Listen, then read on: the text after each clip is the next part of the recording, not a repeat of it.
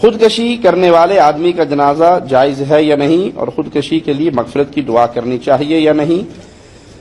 خودکشی کرنے والا کبیرہ گناہ کا ارتکاب کرتا ہے، کافر نہیں ہو جاتا، دائرہ اسلام سے خارج نہیں ہے، کبیرہ گناہ کا ارتکاب کیا، اس کے لیے بڑی شدید وعید ہے، لیکن اس کے لیے جو علاقے کے نیک لوگ ہیں، وہ علماء ہیں، وہ اس کا جنازہ نہ پڑھیں، عام عوام اس کا جنازہ پڑھ لے۔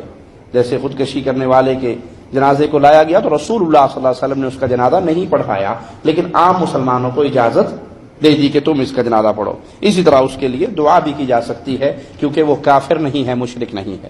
جو شخص حالت کفر میں مرا ہے، شرک اکبر میں مبتلا ہو کے مرا ہے، اس کے لیے معافی کی دعا نہیں ہو سکتی۔